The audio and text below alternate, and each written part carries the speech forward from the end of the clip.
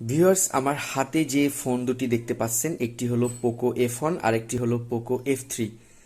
Viewers, বলে নেই আজকের আমার এই ভিডিওর কোয়ালিটি তেমন ভালো হবে না, কারণ আমি যে ফোন দিয়ে ভিডিও রেকর্ড করছি একদম নর্মাল একটি ফোন, Redmi 8।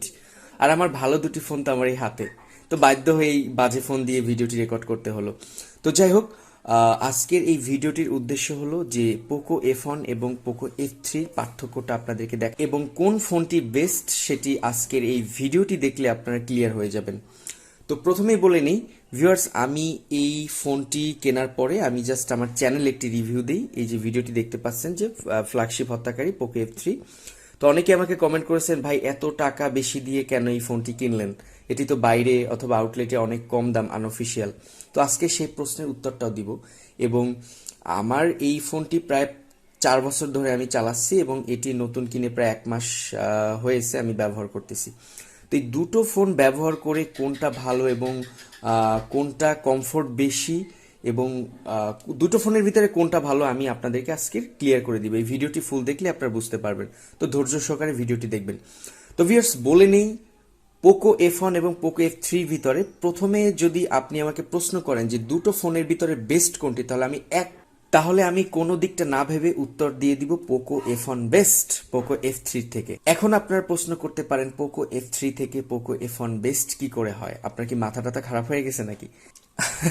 আমি সকল প্রশ্নের উত্তরে আপনাদেরকে দিব, যেহেতু আমি এটা 4 বছর ধরে ব্যবহার করতেছি এবং এটা 1 মাস। তো প্রথমেই যে বিষয়টি আমার কাছে বিরক্ত লেগেছে আপনাদেরকে বলি, সেটি হলো সাইজে বড়।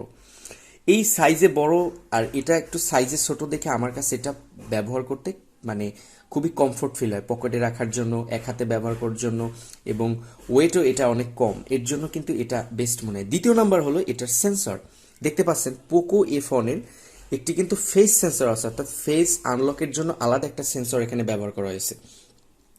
এই যে আমার এই ফোনটার গ্লাসটা একটু ফেটে গেছে, দেখুন এখানে হলো সামনের ক্যামেরা, তারপরে এখানে একটা প্রক্সিমিটি সেন্সর, যেটা আপনি ফোনে কথা বললে প্রক্সিমিটি সেন্সর তো আপনারা বুঝেন যে ফোনে কথা বলার সময় যখন কানের কাছে নেবেন জাস্ট লাইট অফ হয়ে যাবে। এটা হলো ফেস আনলক, আলাদা একটা সেন্সর দেওয়া আছে। তো এই যে সেন্সরটি পোকো F1 এর, এটা আপনি অন্ধকারেও, ফুল অন্ধকারে আপনার ফেস লক কাজ করবে এবং আপনি যত দূরে বসেও আপনার ফেসটা, আপনি অ্যাঙ্গেলে তাকান ঘুমিয়ে, মানে আপনার ফেসটা যদি চশমা চোখ পরাও থাকে বা আপনি যে কোনো পরিস্থিতিতে আপনার ফেসটাকেও ডিটেক্ট করে দেন আনলক করে দিবে। আর এই যে পোকো F3 একদম বাজে, মানে এটার কোনো সেন্সরই নেই, শুধু ক্যামেরা দেখতে পাচ্ছেন, শুধু সামনের একটি ক্যামেরা, এই ক্যামেরাটা দিয়ে ফেস আনলক হয়। আর এই ক্যামেরাটা দিয়ে যখন ফেস আনলক হয়, এটা ক্লিয়ার করে ঠিকমতো ফেস আনলক করতে পারে না, মানে একটু অন্ধকার পেলে অথবা যদি একটু বেকাতারা ভাবে তাকাই তাহলে ঠিকমতো এটা আনলক হয় না, একদম বিরক্তিকর। এই দেখতে পাচ্ছেন যে দুটো আমার এই যে দুটো ফেস আনলক করা, এই দেখতে পাচ্ছেন এটা খুলতে একটু দেখেন সময় নিল এবং এটা দ্রুত খুলে গেল, কারণ এটা আলাদা সেন্সর ব্যবহার করেছে। এবং আমি কিন্তু ব্যক্তিগতভাবে এটা এই ফোনটা আমি খুলেছিলাম এবং এখানে যে সেন্সর, এবং আমি এটা অনেক ভিডিও দেখেছি, এটা আলাদা একটা সেন্সর ব্যবহার করা হয়েছে। তো এই বিষয়টি আমার কাছে সব থেকে পোকো F1 এর বিষয়টি বাজে লেগেছে, যে এখানে কেন আলাদা একটা সেন্সর ব্যবহার করা হয়নি, শুধুমাত্র ক্যামেরার মাধ্যমে কেন মানে সামনের ক্যামেরার মাধ্যমে ফেস আনলকটা করে দিল। এটা কিন্তু আলাদাই সেন্সর ফেস আনলকের জন্য। যাই হোক, তো সেই ক্ষেত্রে এটা বিরক্তিকর, এটা ঠিকমতো চশমা চোখে দিলে বা দূরে বলে বা রাত্রে একটু অন্ধকার পেলেই ফেস আনলক হয় না, এটা খুবই বিরক্তিকর। এবং ফিঙ্গারপ্রিন্ট এটা এইখানে দেওয়া হয়েছে, এটা আমার কাছে খুব দারুণ লেগেছে। আর এটা হলো পিছনে ফিঙ্গারপ্রিন্ট এই জায়গাতে, আর এটা এই বাটনের সাথেই দিয়ে দিয়েছে। তো এর জন্য এটা ঠিক আছে, এটার থেকে এটা বেস্ট, মানে এভাবে আনলক করাটা। তবে ফেস আনলকটা খুবই বেস্ট। তো যাই হোক, আর একটা বিষয় হলো আমি এই ফোনটা যেভাবে স্মুথলি কাজ করে পোকো ফোনটা, এই পোকো F3 এতটা স্মুথ কাজ করে না, দেখেন এই কেঁপে কেঁপে কাজ করে। আর এটা দেখেন কত স্মুথলি কাজ করতেছে, দেখতে পাচ্ছেন এই যে অনেক স্মুথ। আর এই পোকো F3 এতটা স্মুথ না, মানে আমার কাছে মনে হচ্ছে আমি একটা ভাঙা ফোন কিনেছি, মানে এত টাকা দিয়ে আমি একটা ভাঙা ফোন কিনে নিয়ে আসছি। আমার কাছে মনে হচ্ছে এই যে সাধারণত পোকো ফোন যেভাবে স্মুথলি কাজ করে, একদম কোনো হ্যাং নেই, ল্যাগ নেই, মানে একদম চোখের পলকে কাজ করে, কিন্তু পোকো F3-তে আমি সেরকম চোখের পলকে কাজ করতে দেখিনি। আমি জানি না এটা কেন, হয়তো বা বুঝতে পারতেছি না। আর সাধারণত ভিভো অপ্পো ফোনগুলো যেরকম একটু রিফ্রেশ রেট একটু কম এবং ব্যবহার করতেও তেমন মানে কেমন যেন একটু বিরক্তিকর ফিল, মানে দ্রুত কাজ করে না, তো সেই রকম আমার কাছে ফিল হচ্ছে। মানে আমি এই ফোনটা কিনে পুরোটাই বিপদে পড়ে গেছি, কি আপনাদেরকে বলবো। আমার কাছে মনে হচ্ছে যে এই ফোনটাই বেস্ট ছিল। তো এখন আসেন আমার ফোন কেনার উদ্দেশ্য কি, যেহেতু ফোন এটা ভালো। তো এই ফোনটা হঠাৎ করে চার্জিং পোর্টটা নষ্ট হয়ে যায় এবং আমি আমাদের বাজারে অনেক খুঁজেছি, এই চার্জিং পোর্টটা পাইনি আমি। মানে এটার চার্জিং পোর্টটা মিলে না। অনেক দোকানে আমি বরিশাল ফুল সিটিতে আমি খুঁজেছি, কিন্তু এই চার্জিং পোর্টটা আমি কোথাও পাই না। এখন ঢাকা গিয়ে কি আর রাতারাতি সারানো সম্ভব? আমি যেহেতু এখন বর্তমানে বরিশাল সিটিতে আছি। তো আর তারপরে এটার গ্লাসটা ফেটে গেছিল, মানে আমি যখন উচ্চ গতিতে প্রায় 100-র উপরে স্পিড ছিল আমার বাইকের, এবং তখন শীতকাল ছিল। শীতকাল থাকাকালীন আমার ব্লেজারের সামনের বোতাম খোলা ছিল, তো ব্লেজারে বাইক চালালে তো উড়বে, তো পকেটে ছিল, সে পকেট থেকে পড়ে একদম ডিসপ্লেটা চুরমার হয়ে যায়। দেন আমি একটা ডুপ্লিকেট ডিসপ্লে লাগাই, তো সেটা ব্লু লাইট আছে, ওই যে দেখুন আপনারা, এই যে ব্লু ফিল্টার, ওই যে কাত করলে দেখা যায়, এই যে এটা কিন্তু আপনি দেখতে পারবেন না। এই যে দেখছেন দুটো গ্লাসের যে ডিফারেন্স, এটা হলো নকল ডিসপ্লে, তার জন্য এই ব্লু লাইটটা চোখের অনেক ক্ষতি করবে। এর জন্য আমি এটা আসলে বেশি দিন চালাইতে চাইছিলাম না। এখন চার্জ দিয়েছি মোটামুটি কষ্ট করে, চেপে চুপে পোর্টে এরকম চার্জ দিতে হয়। আর এই গ্লাসটা লাগানোর পরে আমি আরও একটা গ্লাস লাগিয়েছি, সেটাও ফেটেছে, আবার একটা লাগিয়েছি, সেটাও ফেটে গেছে, দেখতে পাচ্ছেন। মানে আমার প্রায় গ্লাসের পিছনে, মানে প্রথমটা যাওয়ার পর ওই সময়টা আমি বোধহয় 2400 না 2500 টাকা দিয়ে লাগিয়েছিলাম, আবার এই নেক্সটটা আমি আবার 1800 টাকা দিয়ে লাগিয়েছিলাম ওটা ভেঙে যাওয়ার পরে। তো এই কারণে চিন্তা করলাম যে একটা ফোন কিনি। এখন তো পোকো এফোন আর বাজারে অ্যাভেলেবেল না, যার ফলে আমি চিন্তা করলাম যেহেতু পোকো সিরিজের ফোনগুলো তো অনেক ভালো, যেহেতু শুনেছি যে পোকো F3 অনেক ভালো, তো এটা বোধহয় পোকো ফোনের মতোই হবে। তো তার জন্য আমি আসলে পোকো ফোন কেনার সিদ্ধান্ত নিই। তো আমি একজন অনপ্লাস ভক্ত, বিশেষ করে আমি আমার বোনকেও একটা অনপ্লাস কিনে দিয়েছি। আমার ভিডিও, ইউটিউবের চ্যানেলে ভিডিও দেখলে বুঝতে পারবেন, আমি OnePlus 9 কিনতে চেয়েছিলাম। তো 9R থেকে 9টা ভালো, কারণ ওটার ক্যামেরা আবার হ্যাসেল ব্লেডের, যার জন্য আমি ওটা কিনতে চেয়েছিলাম। কিন্তু ওটা হঠাৎ করে দাম বেড়ে যায়, আমার কাছে এতটা বাজেট ছিল না, প্রায় 48,000-এর মতো লাগবে 12 জিবিটা। তো বাজেট ছিল না, তো আমি চাইলাম যে না, এখন এত বাজেট নেই, তো আপাতত চলার জন্য পোকো F3টাই নেই। তো এই পোকো F3টার বর্তমান মার্কেট প্রাইস 28,500 ঢাকাতে বসুন্ধরা সিটিতে। তো আমি এটা 31,000 টাকা দিয়ে কিনেছি, মানে 2,500 টাকা বেশি দিয়ে বরিশাল সিটিতে। কারণ আপনারা জানেন যে মোবাইল নষ্ট হলে, আমাদের মতো মানুষদের মোবাইল 1 মিনিট নষ্ট হলে কিন্তু আমরা ঠিকমতো থাকতে পারি না, ভালো লাগে না, আর ঠিকমতো ঘুমও আসে না, মানে এমন একটা মোবাইলের নেশা হয়ে গেছে। সো মোবাইল থাকা কিন্তু 1 মিনিটে সম্ভব না, তাতে টাকা যায় যাক, এদিকে আসলে আমাদের নজরটা থাকে না যে আমাদের ফোনটা এমার্জেন্সি দরকার, এই সেন্স কাজ করে। তো আমার একদম চার্জ নিচ্ছিল না এই ফোনটিতে। আমি আমাদের বাজারে গিয়েছি, তখন এটা মানে ঠিক করতে পারিনি। তো কি করব এখন, ঢাকা যাওয়া গিয়ে একটা মোবাইল কিনে নিয়ে আসা ব্যস্ততার মাঝে এটাও সম্ভব ছিল না। আর কুরিয়ার সার্ভিসে যে ফোন দিয়ে বসুন্ধরা সিটি থেকে নিয়ে আসবো শপিং কমপ্লেক্স থেকে কম দামে, তার জন্য আমার 3-4 দিন অপেক্ষা করতে হতো, কারণ কুরিয়ার সার্ভিসে আসতে আপনারা জানেন সময় লাগে। তো আমি কি করব, বাধ্য হয়ে চিন্তা করছি যাক 2,500 টাকার, যেহেতু বরিশাল সিটির সব দোকানে ফোনের দাম বেশি, মানে আপনি আনঅফিসিয়াল ফোন কিনেন বা ভালো ব্র্যান্ডের একটা ফোন কিনেন, OnePlus-এর ফোন কিনেন, আনঅফিসিয়াল ফোন বা অফিসিয়াল ফোন কিনেন, দেখবেন যে ওরা কিছুটা দাম বেশি রাখবে এর বরিশাল সিটিতে।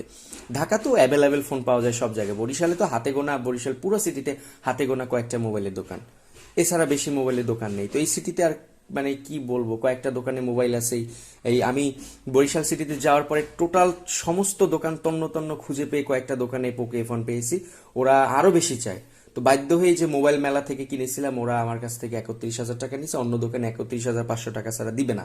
6 জিবি 8 জিবিটা আরো বেশি চায়, মানে সেটা অ্যাভেলেবেল নেই, এনে দিবে এরকমটা বলে। তো এখন আমি চিন্তা করলাম যে আর 2,500 টাকার ফ্যাক্ট, তো ঢাকা গেলে তো এমনিতে 2,500 টাকা আমার খরচ হয়ে যাবে। শুধু মোবাইল কেনার জন্য যদি আমি ঢাকা যাই, আসতে যাইতে ভাড়া, তারপরে সব কিছু, একদিন তো হোস্টেলে থাকতে হবে, যদি বোনের বাসায় যাই সেখানেও তো কিছুদিন মানে স্থায়ী থাকতে হবে, তো এদিকে সময় চলে যাবে। তো আমি চিন্তা করলাম যে না, আমি 2,500 টাকা বেশি হলে এখান থেকে আমি কিনে নিই। আর আমি অনেক দাম, মানে কম চেষ্টা করেছি, যেটা তো ঢাকার মার্কেটে অনেক দাম কম, আপনারা কেন এত বেশি বিক্রি করতেছেন? বলে যে ভাই আমরা তো ঢাকা থেকে নিয়ে বিক্রি করি, তাহলে আমরা কি লাভ নিব না? তো এখন আর কি বলার আছে বলেন। তো তাই বাধ্য হয়ে আমি এই 2,500 টাকা বেশি দিয়ে এই ফোনটা নেই। তো এই ফোনটা চালানোর পরে আমার যে অভিজ্ঞতা, এই আপনাদেরকে শেয়ার করলাম যে আমার কাছে আসলে সব থেকে বিরক্তিকর ব্যাপারটা, আর ক্যামেরা কিন্তু মানে ছবিটা আমার কাছে একদম বাজে মনে হয়, মানে ক্যামেরা কিরকম আমি জানি না। মানে আমি যদি একটা বিউটিফাই ক্যামেরা দিয়ে একটা ছবি তুলি, দেখুন ছবিটা ফেসে যায়, মানে দেখুন, মানে পোকো ফোন এরকম কোনো সমস্যা ছিল না। আমি দেখাচ্ছি আপনাদেরকে। দেন আমি একটা ছবি তুললাম, এই যে স্টিল একটা ছবি তুললাম, এটা তোলার পরে এই যে দেখুন একটু ঘোলাটে হয়ে গেল, মানে এটা মানে ফ্রেমটা ঠিক মতো আসে না, মানে সরে যায়। আমি মোবাইলটি স্থির ধরলাম, এই যে দেখুন, এই যে একটু সরে গেল, মানে মানে ফেসে যায়, মানে ছবিটা মানে মানে হাতটা যদি একটু নাড়া দেয় ছবি তোলার পরে এই মানে মানে ছবিটার ক্যাপচারটা একটু লেটে হয়, মানে শব্দটা হওয়ার অনেক পরে ক্যাপচার হয়, তখন তো হাতটা সরে যায়, মানে এটাই প্রবলেম। আর ক্যামেরা আমি এক্সপেকটেশন অনুসারে অতটা ভালো আসলে না, আমার পোকে ফোনই আমার কাছে বেস্ট মনে হয়েছে ক্যামেরা। এখন জানি না এটা কেন, ফোনটা তো মানে একদম ইন্টারন্যাশনাল ব্র্যান্ডের দেখতে পাচ্ছেন। তো তো আমি সাজেস্ট করব এই ফোনটি না কিনে আপনারা এই দামের ভিতরে OnePlus Nord C2 কিনতে পারেন। কারণ আমি আমার বোনকে কিনে দিয়েছিলাম আনঅফিসিয়াল 32,000 টাকা দিয়ে। তো সেটা আমার কাছে খুব বেস্ট মনে হয়েছে, আমি সেটা চালিয়েছি, ক্যামেরা এবং এভরিথিং খুবই বেস্ট। আপনারা এই জাস্ট আমার ইউটিউব চ্যানেলে গেলেই দেখতে পারবেন, আমি এটা নিয়ে একটা ভিডিও করেছি আমার বোনকে যখন আমি এই ফোনটা কিনে দিই। এই যে OnePlus Nord C2 প্রাইস, এটা বসুন্ধরা সিটি থেকে 32,000 টাকা আনঅফিসিয়ালটা কিনে দিয়েছিলাম। আর যেহেতু মানে বরিশালে আমি Nord C2 কিনতে চেয়েছিলাম কিন্তু বরিশালে নেই, যদি আছে সেটা অফিসিয়াল, সব 35-36 হাজার টাকা দাম চায়। তো চিন্তা করলাম আপাকে 32,000 টাকা দিয়ে কিনে দিয়েছি, এটা দরকার নেই, আমি পোকো এই ফোনটাই নেই দেখি। তো এই হলো অভিজ্ঞতা আমার, কি বলবো আর, আসলে এই ফোনটা কিনে আমি পুরোটাই বিপদে পড়ে গেছি। এখন চিন্তা করছি এটা কি নতুন একটা ডিসপ্লে লাগিয়ে আর এই পোর্টটা ঢাকা গিয়ে চেঞ্জ করে আমি এটা চালাবো, আর এটা রাব ইউজ করবো ভাবছি। কারণ এটা আমি কমফোর্ট বেশি ফিল করি সব দিক থেকে, আর এটার সব থেকে বড় ব্যাপার হলো আমি ফেস সেন্সর ইউজ করি সব সময়। কারণ আমি অটোমেটিকলি ভাবে ফেস সেন্সর অটোমেটিক খুলে যায়, ফিঙ্গার অনেক সময় হাত ভেজা থাকলে বা হাতে একটু ময়লা থাকলে ফিঙ্গারপ্রিন্ট কাজ করে না। আর প্যাটার্ন কি সব সময় ইউজ করতে ভালো লাগে, ধরবো মুখের সামনে সরাসরি ধরবো, অটোমেটিক ফেসটা আনলক হয়ে যাবে। আর এটার ঝামেলা হলেই ক্যামেরার ভিতরে সেন্সরটা দিয়ে দিছে, এটা একটা মানে কি বলবো বিরক্তিকর একটা ব্যাপার।